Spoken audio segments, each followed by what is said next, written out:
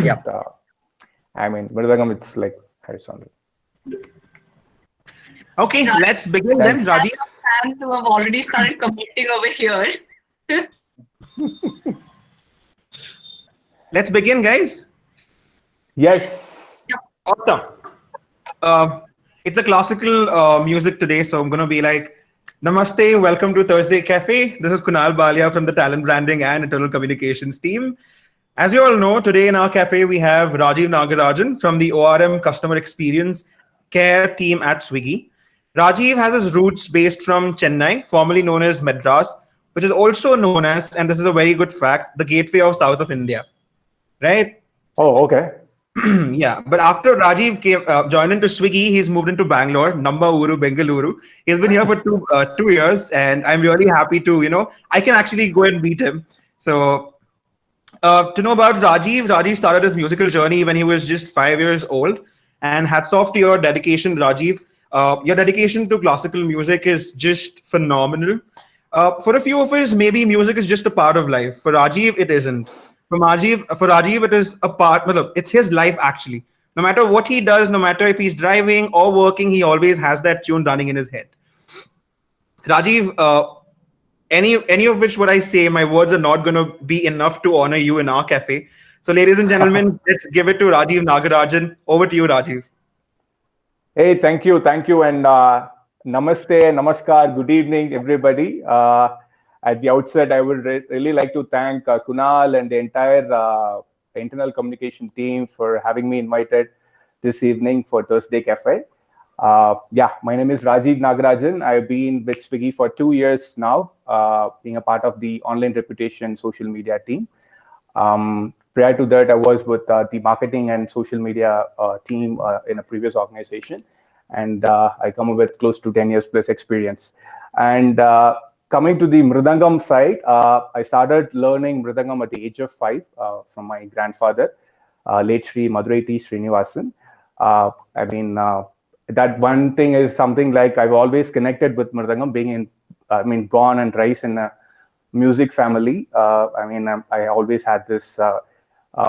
Being with the Mridangam, like from when I'm a toddler. That privilege helped me to kind of build a relationship with this instrument, and by virtue of that, I think with no other. I've never had that kind of intense connect with anything apart from this instrument. So I always treated this as a part of my life. It's not just a passion or something to follow or something to learn, but I always felt a part of my life right from my childhood. So after learning from my grandfather, I started learning this art from various other gurus. It was like a guru shishya way of teaching and mentoring. So I would like to mention my guru's name, Sri S. Sheshatri, Sri R. Ramesh, and currently under the tutelage of Sri legendary Mridangam artist Sri T. A. Srinivas. So on and off, yeah, there will be used to be a training. It's like the training may go for 1 hour to even 4 or 5 hours, or sometimes it will be even 5 minutes. So it's just about you, taking it and you practicing it and you living with it. So that's how the art form works. And I predominantly accompany classical music. I also work along with other fusion bands in Chennai. But yeah, I have the close acquaintance and music circle is in Chennai, though I moved to Bangalore. So Bharatanatyam and accompanying Bharatanatyam and vocal concerts are my two predominant areas. But apart from that, yeah, folk music and here and bit of film recordings I've played. Yes, so that's pretty much about the instrument. One specific thing about the instrument is that there's this quote, right? You need to always be in the edge. If not, you're occupying too much of space. So this instrument, it will kind of beautifully gives you the balance. Not just the instrument, it's rhythm on the whole or music on the whole kind of gives you the balance to stay on the edge. So for me, it is like a meditative session. So when I sit and play mridangam for like close to 15 to 20 minutes, I get back to the focus what I've lost, or if I'm lazy, I can pull myself back on track. So all that happens is not just the passion, or it's not. And one good teaching I learned from my grandfather is that do not practice this art for money, or do not sell this art for money. So obviously, yeah, there are concepts where I will be getting some monetary benefit out of it, but definitely my focus and my intent towards the art form is to how much deeper I can learn and how much deeper I can go and experience the essence of it. That has always been my focus, and that's why I didn't don't want to take this as a full-time profession. So that's why.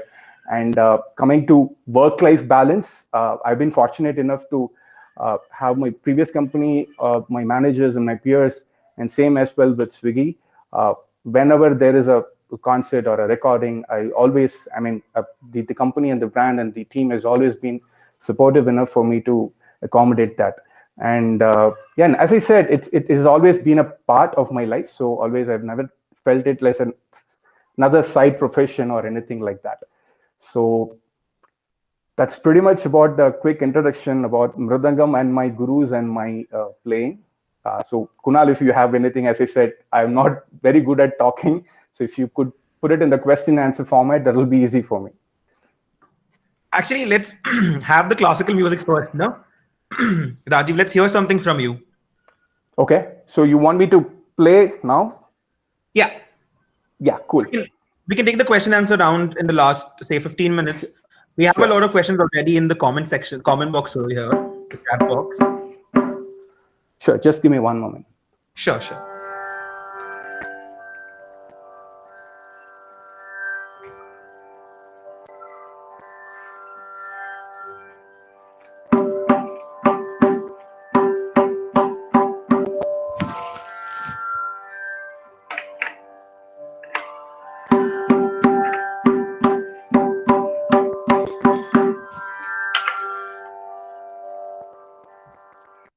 You guys can hear me? Yes, Rajiv. Perfect. Yes, Rajiv. Yes.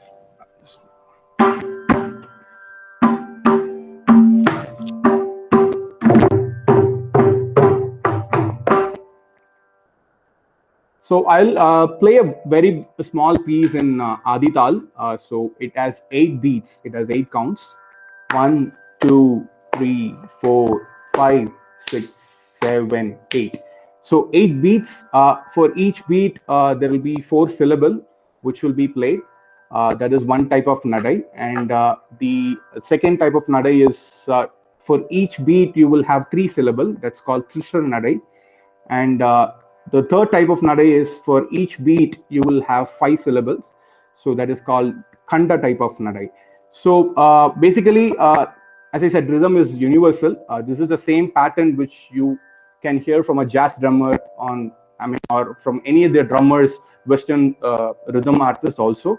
But they have their different notation, like unlike the classical Hindustani or Carnatic form, they have their different notation. But ultimately, the beats and the numbers are the same.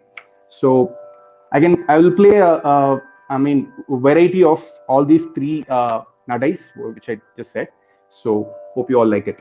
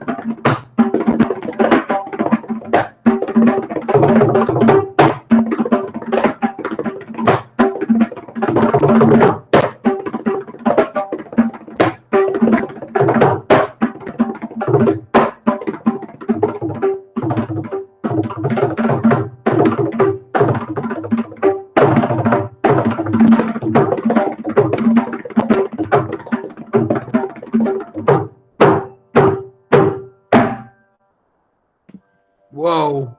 Okay, that was super soothing, and it's actually been a while listening to that classical note. Thank you, thank you, Brilliant. It was thank amazing. you. Brilliant. Awesome. Were you able to listen to Yeah, it it's properly? absolutely Was it clear. audible? Yeah. Yes. It's clearly. Rajiv, Thank you. I have a small question. The rhythm Yes. that you use, right, is a little different than the Yes. one which is behind. Can you tell us Uh, about the difference that is from this instrument to that? Sure. So this instrument is completely a vegan instrument. I mean, the traditional mridangam has is made of jack of fruit a tree. I mean, the wood comes from the jackfruit tree, and it has the drum heads, right and left drum heads has cow and buffalo skins. Tightened with the straps, and I mean, the more the tension, you get the pitch difference. So that's how the traditional mridangam is. And but however, I mean, when we talk about animal cruelty and all that, so we want there's a lot of research went ahead on making this mridangam completely a vegan product, with zero usage of animal skin involved, or I mean, also an eco-friendly, where there is no need to cut down trees to make this instrument. So this product is the center part is made by fiberglass, and the right and left drum heads are made from a synthetic material. So yeah, so I mean, it is a research done by a scientist and also a musician. So, and I mean, they are still working on bringing the resonance and tonal quality to match to the counterpart instrument, which is behind the traditional one. Yeah, so I think that's the major difference. But apart from it, yes, there is a difference in the tonal quality, and obviously you can't match to the authentic mridangam's tonal quality. But I think, as I said, there are a lot of research which is still under process to make this a product which is close to the counterpart traditional one. Interesting. Also, I wanted to know, like, these particular beats that you use, right? Each note that you play, in Correct. classical way, how else do they use this? This is a very beautiful note to even hear. Do they use it for a dance form? How does it, go side by side? Do we use this notes for the dance form as well as a Uh, music? See, a dance form will have a vocal recital. I mean, that's something called konnakol. I Okay. mean, you have heard about beatboxing, right? I mean, when you put the rhythm beats via your vocal way of saying that, and you also have this rhythm patterns, and we call it as solkat. I mean, which has the phrases of what exactly you play on the instrument. So when you recite that verbally, it is called konnakol. So again, the process of rhythm and the numbers are the same. However, the way you say it conveys a different style for a different format. So for classical concerts or a very light concert, you will kind of stick like takka dimi takka jono takka dimi takka jono takka dimi takka jono takka dimi takka jono takka dimi takka jono takka dimi takka jono.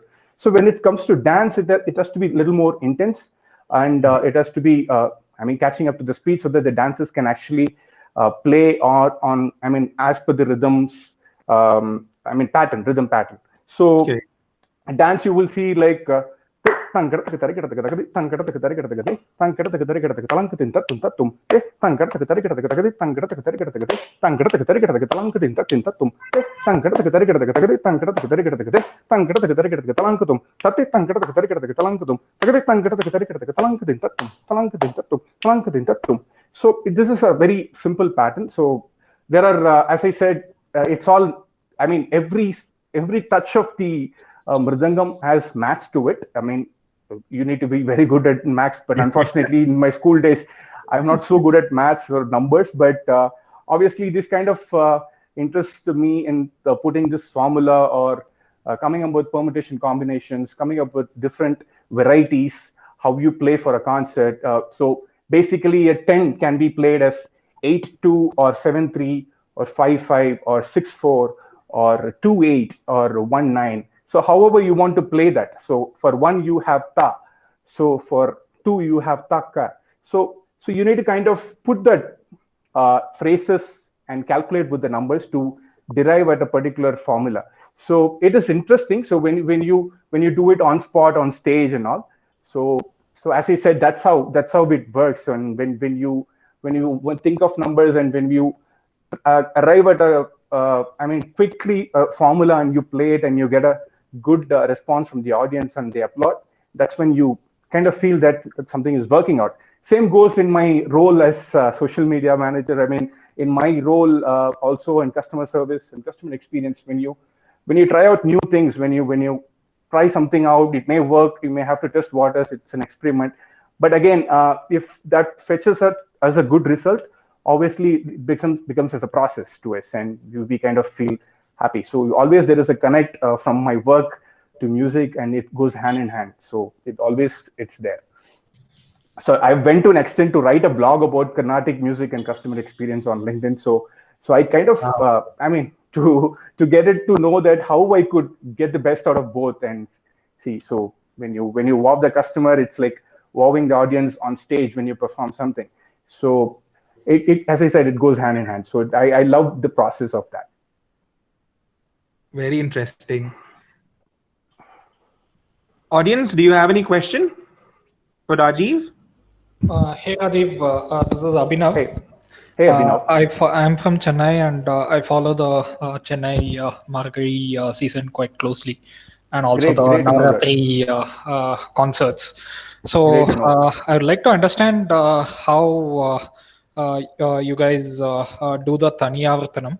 And what is the mapping between the talam and the beats? I mean, talam has to be the same, but what is the mapping between the beats that you play and the raga of the song that the vocalist sings? Sorry, I'm a novice. Maybe this is a stupid question to you. But yeah. No. That's a very interesting question. So when it comes to Taniyavartanam is for others to know, it's a short solo during a vocal or an instrument concert. They kind of give it to the rhythm artist or the mridangam player or a tabla player to perform his skills and to showcase his skills. So that's how it originates, the Taniyavartanam part. Tani means separate, Avartanam means a set of rhythmic pattern. So when you play Taniyavartanam. So normally, it will be like 15 to 20 minute max in a concert of 3 hours, where you get to play solo.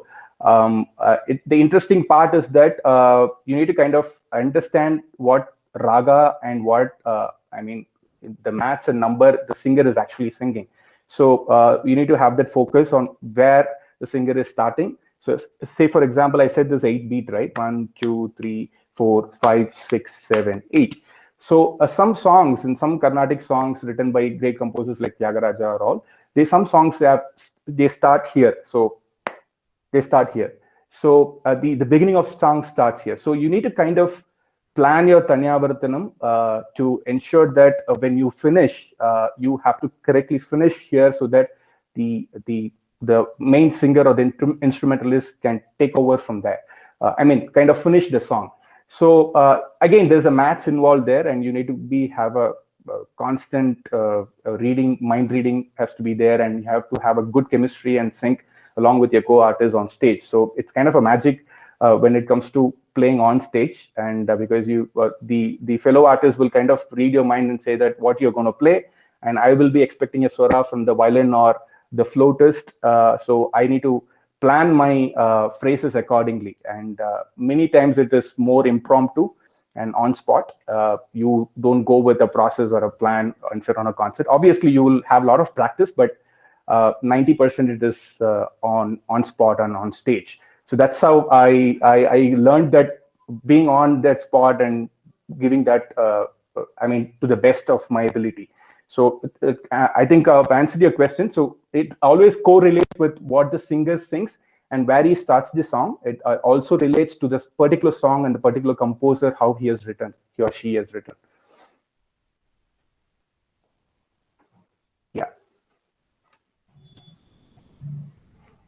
Audience, any more questions? Kunal, I think there was a question in the beginning.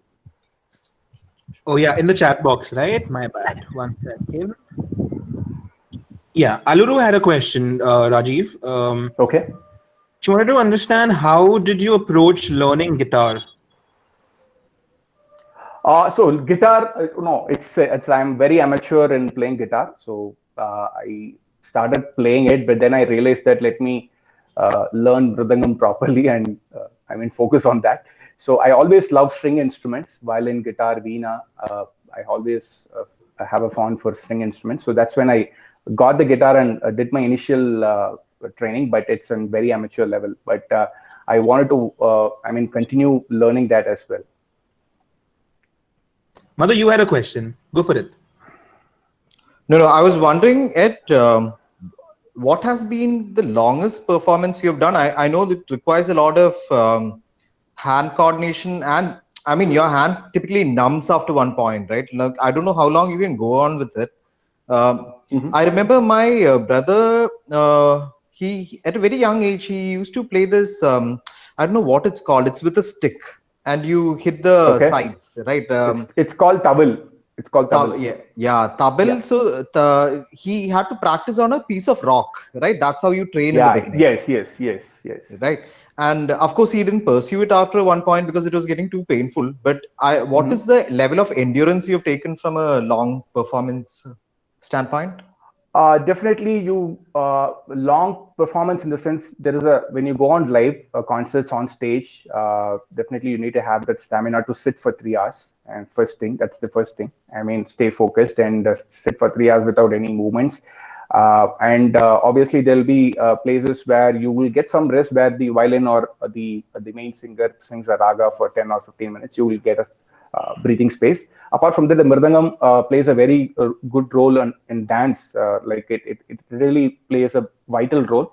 So we have to continuously playing for hours together.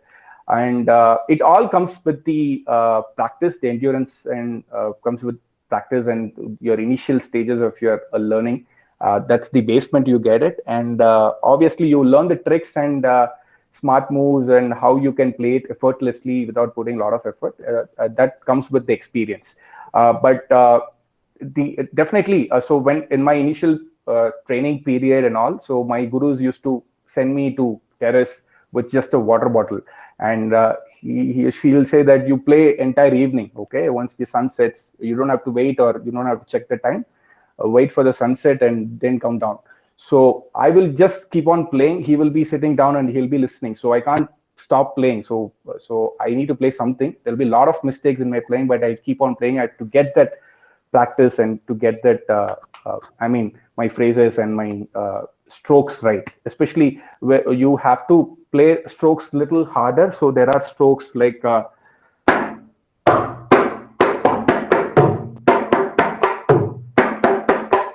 So this is called Tatti Kittatum.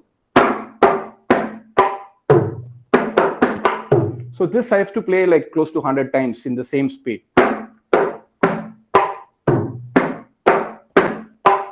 So then you go to the next speed.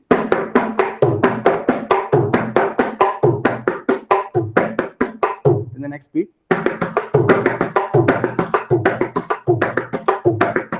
And even further.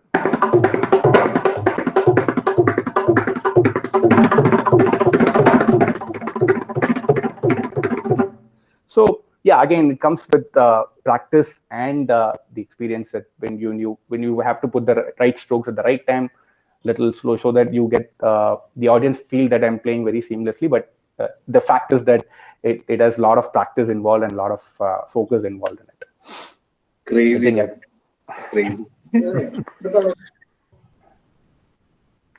Yes, I think I got some questions on chat. I don't know, I missed it. Yeah, Manju had a question. I'll read it for you. How do you manage your stressful work and still pursue your passion? First of all, the work is not stressful. I love being in the team.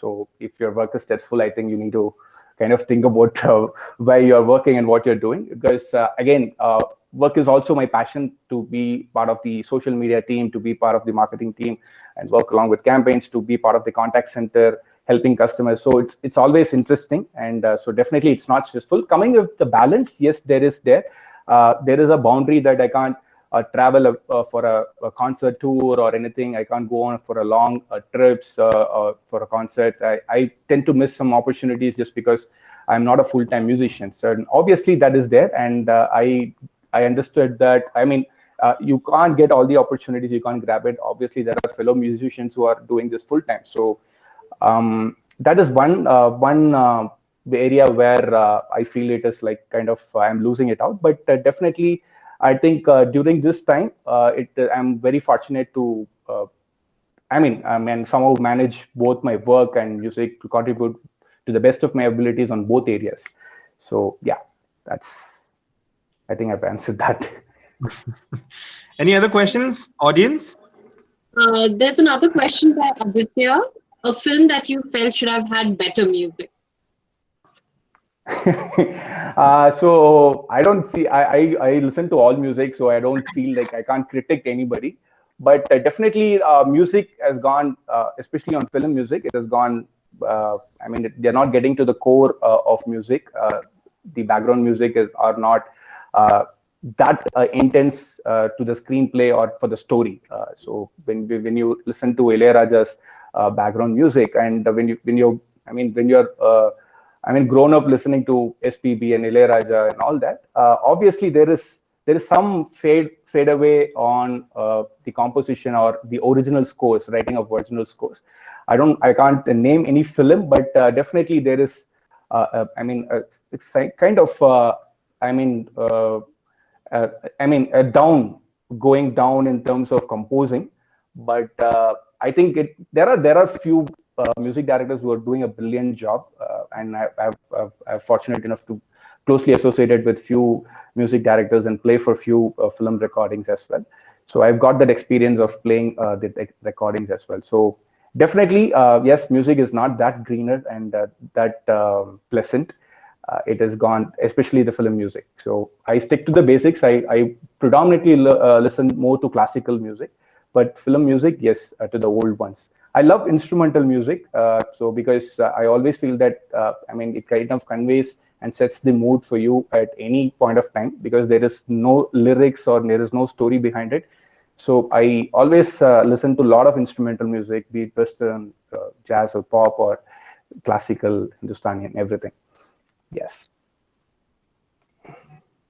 Aditya had a question. Before which, Aluru had a question. Did you learn vocal Carnatic music as well? No, so I didn't unfortunately learn it, but I had. It's like listening is half learning, is what I feel. I've listened to plenty of classical music, live concerts, and sat and in the front row for legendary artists. So always have that vibe of what's happening on the vocal. Yes, but theoretically, yes, I don't sing, but theoretically, I have to learn what the vocal is singing and what is the ragam and what are the swarams, and again, what is the maths involved in it, and about the composer and about the history of the song and why they have written it and what is the language. Obviously, if it's a Kannada song, you need to understand the Kannada language to kind of enjoy the beauty of it. Be it a Telugu song, it's the same way. So I love learning about it, but I've not practically trained or want to experiment my voice with Carnatic singing. Yes. There are funny questions from Aditya. He's part of my team. I think he's trying to Pull your pull leg me in. or something. Yeah. Aditya Yeah, has already. Rajiv, I I will have answer. one question. If Yes, please. you would answer it. So, see, I also do a little bit of music here and there, and as you know, as far as Indian classical is concerned, there's a lot of emphasis given to improvisations, right? Correct. So how do you look at that? And also, given the fact that I, kind of follow these, musicians that, kind of do jazz fusion music and Hindustani classical music and all these things, right? They kind of Mm-hmm. say that most of their sets that they do are very unscripted. They Mm-hmm. don't kind of, they don't sit with a band and perform. They Mm-hmm. just, kind of get together and they kind of churn out the dates or the tour dates, and they kind Mm-hmm. of go and, at the venue they sit and they kind of figure things out. So is Mm-hmm. that how, you also approach, improvisations and that bit of music? Improvisation is a part when you get to know about that particular song in and out of the song, right? When you know you can take right, left turn, and U turn out of the song, and that's when you kind of get into the zone of improvising. Till then, it's I think it's a learning process. You need to get to your basics and have your paperwork, and before the concert, at least you have to prepare yourself for the concert and what you're going to play and how you're going to execute that. But definitely improvisation is there. You call it as manodharma in classical. So manodharma is something like you do it what is actually you feel like singing. So in the sense you sing a raga alapana in raga todi or raga bhairavi. Uh, so you can't just stick that I'm going to put that swara here or alapana here. It has to come in a freestyle, in a free flow.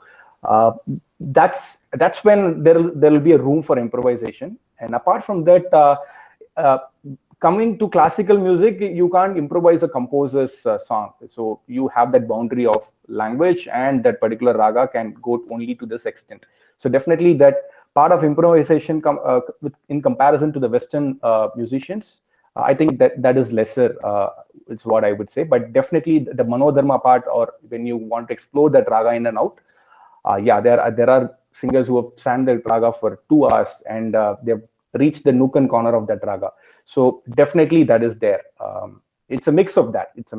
But as I said, you have to get into the zone of improvisation when you're very, very good at your roots and your learnings. Sure, thanks, Rajiv. Thank you. Yeah, I think it's Avinash, right? Avinash, was that you? Yes. Yeah. Okay. Good. Thank you. Yeah. Any more questions, guys? I think yeah, that's pretty much it. You can also use this forum to kind of share your experience on, how you felt having him live and perform for you guys as well. You can use this forum Rajiv, as well. hi. Yeah. Hey Aditi, how are you? I'm good. How are you? Good. Rajiv, I think we missed the first bit of this session. Okay, can you play us a little something? Oh, sure. Okay. Awesome.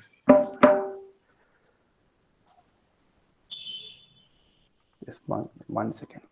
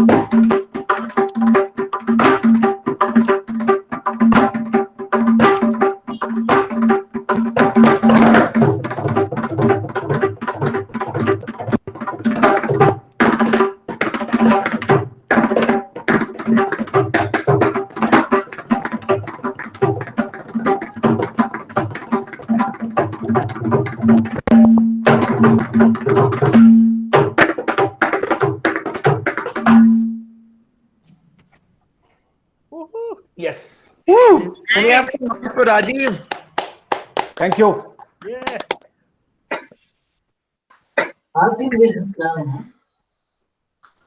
Thank you. Thank you, guys. Thank you. Thank you, Vikas. Thank you, Adi. Thanks, Titi. No more questions, no, guys. Thank you. Thank you, everybody. Thank you so much, Rajiv. It was indeed an honor to have you here in our cafe today. It was just amazing to listen and get back to the roots, like you call it, to listen to classical music again. And I'm pretty sure, I'm switching again from the Western to classical to understand more about it. And since we've had the history of it, it's even more interesting to know about it. Definitely, Thank you so definitely. much, Rajiv. Thank you so much, Thank audience, you. Thank you, for being Kunal. part of the session. Thank you, everybody, for your time. I really appreciate it, and I'm glad that you all enjoyed.